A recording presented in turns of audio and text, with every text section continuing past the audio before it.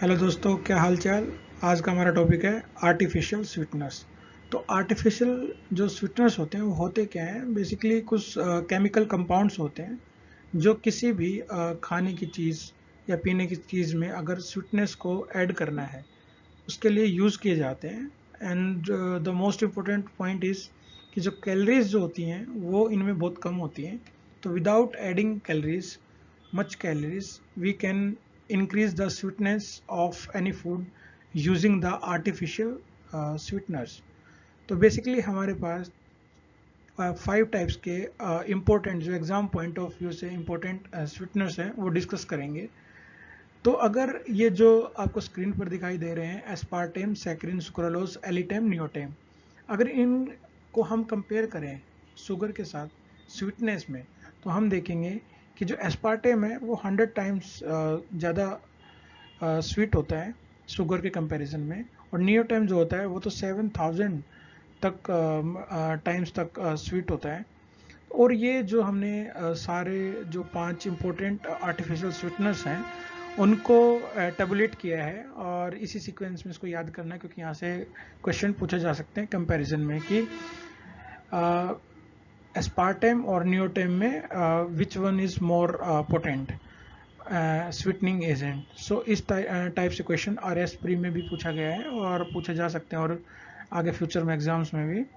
तो ये हमें जो टेबल है ये याद करनी पड़ेगी, और इसके लिए बाद में लास्ट में एक निमोनिक्स बताऊंगा ताकि थोड़ा सा इजीली याद कर पाओ। इनके बारे में थोड़ा सा डिटेल में जान लेते हैं कि जो एस्पार्टेम होता है जो शुगर के कंपैरिजन में 100 टाइम्स ज़्यादा स्वीट होता है, बट ये कुकिंग टेम्परेचर पे स्टेबल नहीं होता है। उसका क्या मतलब है कि हम इसे जो भी फूड कुक किया जाता है उसमें यूज़ नहीं कर सकते हैं। तो इसको हम कोल्ड बेवरेजेस और फूड्स में ही यूज़ कर सकते हैं जिसको कुक नहीं किया जाता है, क्योंकि इसमें कैलोरी बहुत कम होती हैं, इसलिए इसी स्वीटनिंग एजेंट को बहुत ज़्यादा यूज़ किया जाता है। सेकेंड नंबर पे सैकरिन आता है जो कंपैरिजन शुगर में 550 टाइम्स ज़्यादा स्वीट होता है। ये as compare to aspartame stable होता है कुकिंग टेम्परेचर में, तो इसको फूड में यूज़ किया जा सकता है जिसको कुक किया जाता है। इसका जो एक इम्पोर्टेंट पॉइंट है इसके बारे में याद रखने का कि जो डायबिटिक पेशेंट्स जो होते हैं वो इसको ज़्यादा यूज़ करते हैं, बिकॉज ये ह्यूमन बॉडी में एब्जॉर्ब नहीं होता है। तो ऐसा आर्टिफिशियल स्वीटनर और स्वीटनिंग एजेंट जो डायबिटिक पेशेंट यूज़ करते हैं क्योंकि वो ह्यूमन बॉडी में एब्जॉर्ब नहीं होता, वो है सैकरिन। ठीक है।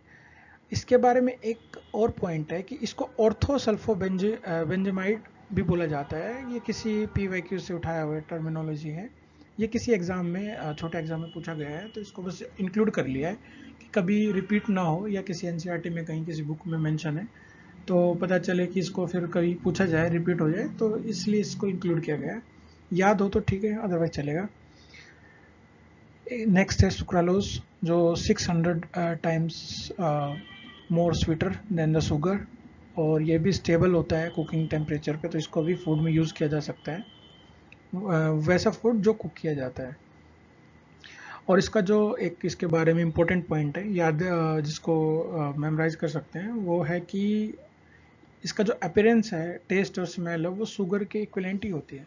तो इसको यूज़ वहाँ किया जाता है जहाँ पे हमें जो अपीयरेंस है या टेस्ट स्मेल शुगर के जैसी ही चाहिए किसी मिठाई में या किसी बेवरेज या फूड में, तब हम सुक्रालोज का यूज़ करते हैं। और इसका एक पॉइंट है जो एग्जाम पॉइंट व्यू से ज़रूरी है, एक फैक्ट है, वो ये है कि ये ट्राइक्लोरो डेरिवेटिव होता है किसका, सुक्रोज का। तो सुक्रोज का जो डेरिवेटिव होता है ट्राइक्लोरो, उसी को सुक्रालोज बोलते हैं। ये एक फैक्ट जो आपको डायरेक्टली याद कर लेना चाहिए। आई थिंक इसकी डिटेल में नहीं जाना चाहिए, क्योंकि 2 ही पॉइंट यहाँ पे ऐसे हैं जो आपको अलग से याद करने, एक ortho sulfobenzamide and second one is trichloro derivative of sucralose. Next जो हमारा स्वीटनिंग एजेंट है वो है एलिटेम जो 2000 टाइम्स मोर स्वीट है देन शुगर। इसके बारे में जो इम्पोर्टेंट पॉइंट है वो है कि ये इसकी जो स्वीटनेस है क्योंकि बहुत ज़्यादा है तो उसको कंट्रोल करना बड़ा सा डिफ़िकल्ट टास्क है।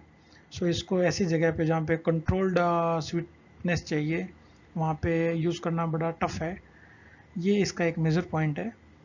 और नियर टाइम जैसा हम देख पा रहे हैं बहुत ही ज़्यादा स्वीट होता है, तो इसकी स्वीटनेस सबसे ज़्यादा होती है as compare to these 5 sweetening agents. और अगर इनके बेनिफिट्स की बात करें, क्योंकि मैंने बताया कि कैलोरी बहुत कम होती है, कैलोरी कम है तो वेट भी कम गेन होगा, ब्लड शुगर को ये डिस्टर्ब नहीं करता है। टूथ डिके जो होता है उसमें भी इसका बहुत ही कम रोल होता है, उसको ये इस स्वीटनिंग एजेंट्स की वजह से टूथ डिके नहीं होता है। जैसे कोई अगर कोई भी प्रोडक्ट्स आपने ऐसा लिया जिसमें ये स्वीटनर्स यूज़ किए गए हैं तो वो टूथ डिके का को कॉज नहीं करेगा। ड्रॉबैक्स क्या हैं कि कुछ बेनिफिशियल बैक्टीरिया जो होते हैं उनको ये कम कर सकता है, डिस्टर्ब कर सकते हैं उनको, और उसकी वजह से कुछ मेटाबॉलिज्म चेंजेस आ सकते हैं बॉडी में। तो ये आई थिंक वैसे कंप्लीट हो गया है। और एक और फैक्ट है कि एक और एजेंट होता है और स्वीटनर्स होता है, वो होता है ए सल्फेम के। ये जस्ट नाम के लिए याद रख सकते हैं ताकि किसी क्वेश्चन में अगर कहीं पे एमसीक्यू में एलिमिनेशन के लिए यूज हो सकता है, क्योंकि कई बार ऐसा क्वेश्चन भी पूछा जा सकता है ये which of the followings are artificial sweeteners, तो वहाँ पे ये आपको याद होना चाहिए। और एक हमने बहुत सुना होगा आज जब भी हम नॉर्मली करते हैं स्टीविया। स्टीविया स्वीटनर है but that is not artificial, it is natural sweetener, because ये किसी प्लांट से एक्सट्रैक्ट किया जाता है। और एक जो इम्पोर्टेंट पॉइंट स्टीविया के बारे में कि ये बहुत लो कैलोरी स्वीटनर होता है। और जब मैं निमोनिक की बात की थी तो वो है आसान करके के सामने आप देख रहे हो स्क्रीन पे, ये वाला निमोनिक से आप इनको पांचों के सीक्वेंस को याद रख सकते हैं क्योंकि ये एग्जाम में पूछे जा सकते हैं।